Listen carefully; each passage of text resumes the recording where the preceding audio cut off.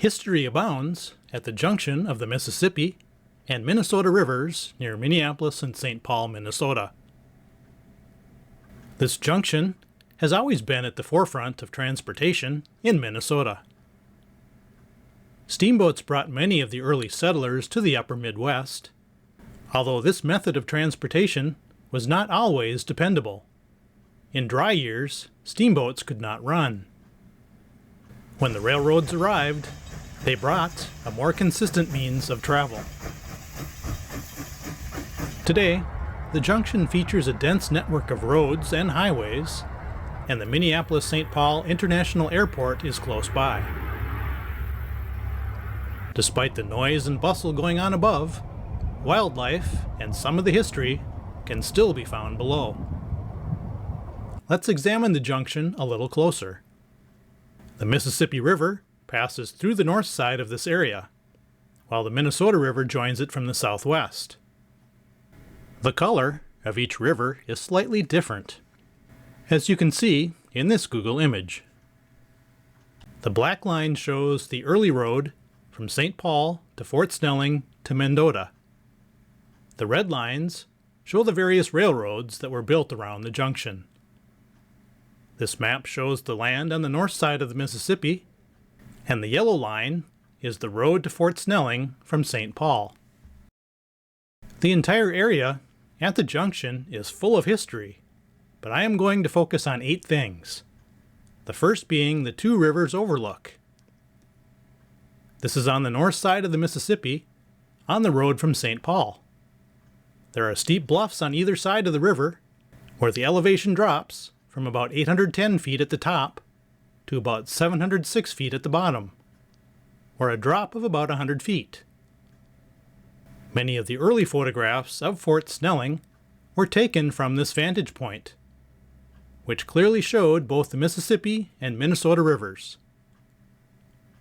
This is another photograph taken from the spot. I am always fascinated with how few trees there were back in the day. The main problem with this road was the rapid elevation drop. People were unable to haul a full wagon load up or down the steep hill. This is a Google image of the area from 2025. People can still visit the two rivers overlook today, but there are a lot more trees that obscure the view now. This is a historical marker at the overlook, which is the land of the Buffalo people. When you stand at the overlook, you can see the Fort Road Bridge on the right, Fort Snelling, and the Mendota Bridge in the background. The Fort Snelling Ferry is the second focus area. This ferry was located on the north shore of the Mississippi River, and it shuttled people, wagons, and stock across the river to the Fort Snelling side, or the other way around. Again, there were many early photographs taken of the Fort Snelling ferry. This photo shows a horse team and wagon loaded up, and this photo shows an empty ferry returning to the north side of the river. The ferry operator's house was located on the north side of the river as well.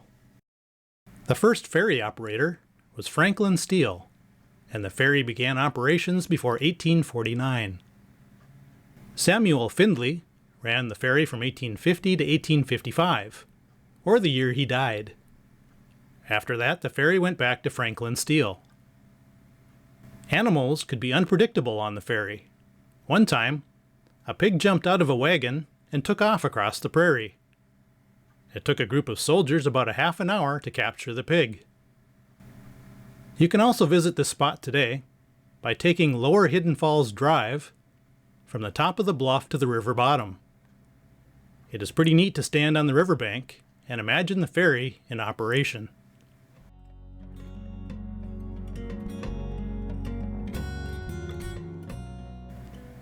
Let's move on to number 3, Fort Snelling. This fort was located on the high bluffs on the south side of the Mississippi. The fort had a neat circular defensive structure, a steep road that ran from the riverbank up to the fort, an amazing view from the top, and a parade ground around a large American flag. The Second Minnesota State Fair was held at Fort Snelling in September of 1860. Compared to the State Fair of today, this would have seemed like a small gathering. This is a view from where the road from the ferry came up to the fort. And this is the fort itself.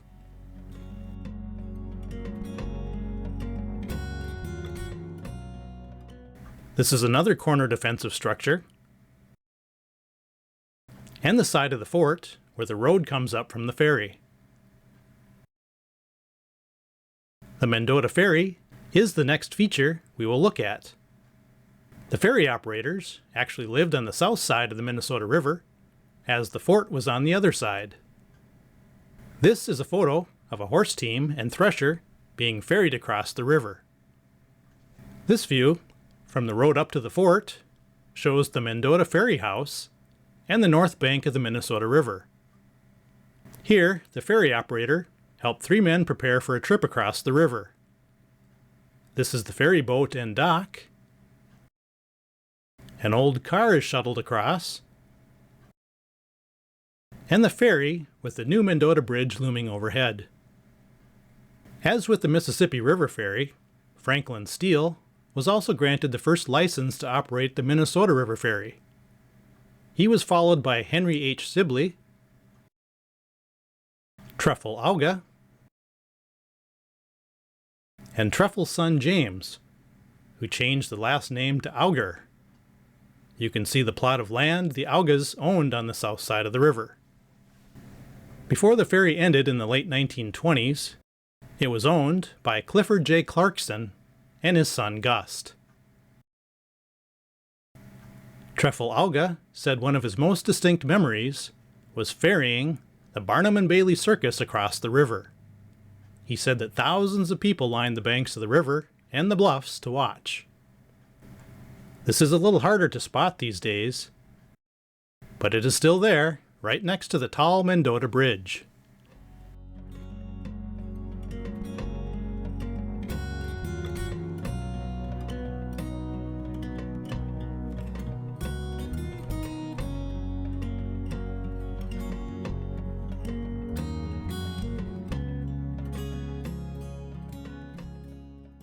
There was also a railroad that ran from Mendota past Fort Snelling to Minneapolis.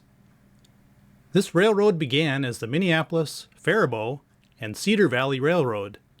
Then it became the Minnesota Central in 1864. The railroad completed a bridge across the Minnesota River from Mendota to Fort Snelling in 1865. The railroad had a looping path along the Minnesota River, and it featured several stone archways, which allowed ferry traffic to pass underneath the railroad. Let's look at the railroad line first. After the railroad passed Fort Snelling, it ran past Minnehaha Falls on the way to Minneapolis. This photo shows the railroad toward Minnehaha Falls. The view from the bluffs on the north side of the Mississippi River gave a good view of the railroad. You can see where the railroad ran below Fort Snelling and passed over the Minnesota River. This photo actually shows a steam locomotive approaching Fort Snelling from the bridge. The view from the Fort Snelling Ferry Road up to Fort Snelling gave the best view toward Mendota. This photo shows the Fort Snelling Depot, several rail cars on the side track, and the Minnesota River Bridge in the background. This next view is from the south side of the Minnesota River, looking back toward Fort Snelling. The Minnesota River Bridge is shown on the right, and you can see the Mendota Road in the foreground. Finally, from Mendota, the Minnesota Central Railroad began its loop across the river valley toward Fort Snelling. This photo shows the original railroad dwarfed beneath the Mendota Bridge. There were several stone arches built over the ferry road below Fort Snelling. This view shows them from below Fort Snelling. This view shows the arches from the north side of the Mississippi. And this view shows them from the top of the Fort Snelling Road. Engineers had first planned to build a high bridge across the Minnesota River Valley, from just south of Fort Snelling to Mendota. This bridge would have looked something like this, the High Bridge at Fort Dodge, Iowa. However, back in the mid-1860s, bridges were made out of wood, not iron. So a high bridge, nearly a mile long, over 100 feet tall, built out of wood, would have been an engineering marvel. After reconsideration, the railroad went with a series of piling, fill, and bridging for the 3/4 of a mile, only about 25 feet high. This would have taken a lot of fill to haul in, and the railroad was more susceptible to flooding. Today, the railroad path has nearly been wiped clean. This is a view from below Fort Snelling, looking to the southeast.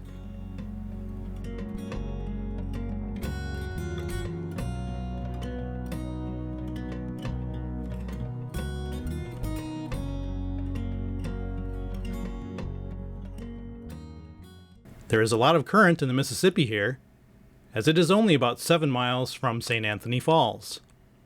There are walking paths in this area. Since the railroad bridge is long gone, there's not much to see looking back toward the fort. However, this is where the railroad curved back under the Mendota Bridge, which is obviously still there.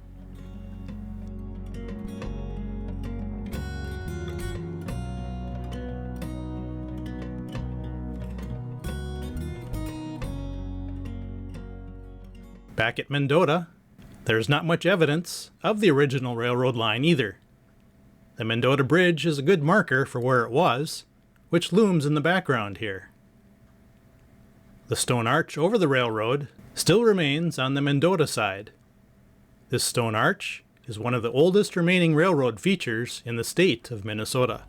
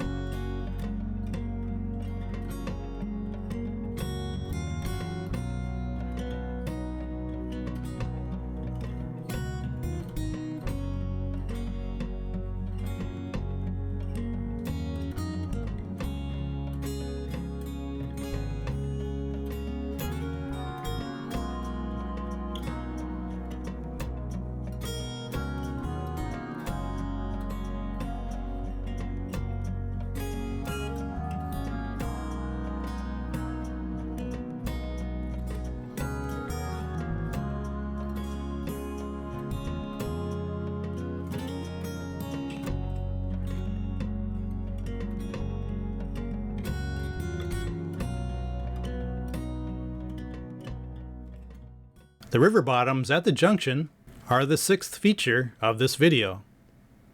These river bottoms are a flat area where water traditionally pools during flooding. Seth Eastman painted a nice view of this area in 1847 from the Mendota side. The word Mendota means meeting of waters in native Dakota. This spot has always been a gathering place, especially during the years of the fur trade. The junction was a good place for ducks and other waterfowl.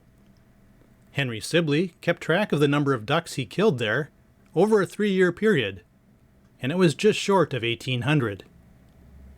Today, it is a recreational area within Fort Snelling State Park. Staying on the Mendota side, the Sibley House is next. The Sibley House was right along the railroad lines in Mendota. Henry Hastings Sibley was a fur trader with the American Fur Company, and he would go on to become the first governor of the state of Minnesota. The Sibley House was built by John Miller in 1835-1836. It has been called the Mount Vernon of Minnesota, and is the first stone house in the state. The stone for the house is Platteville limestone, mined right in Mendota. The quarry was located at the top of the bluff where St. Peter's Catholic Church stands today. This painting by John Casper Wilde shows the river bottoms area, and likely the Sibley house on the left. These are some old photos of the Sibley house.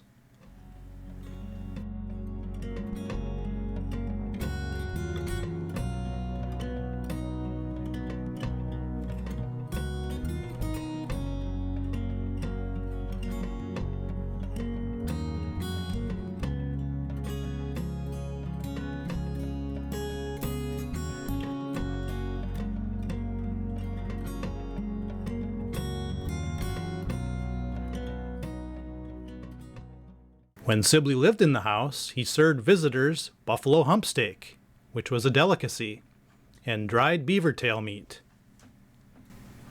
Visitors to the Sibley house today can see the beautiful home and the landscaped grounds.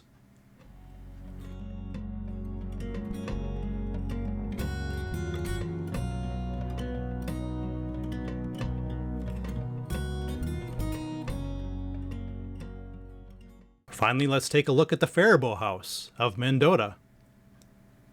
The Faribault House is located just to the west of the Sibley House. Jean-Baptiste Faribault was also a fur trader for the Northwest Fur Company. This house was also built by John Miller in 1839. Two of the walls were built with Platteville limestone, but the other two walls were built of St. Peter sandstone. This was also a beautiful old house, 2 stories tall.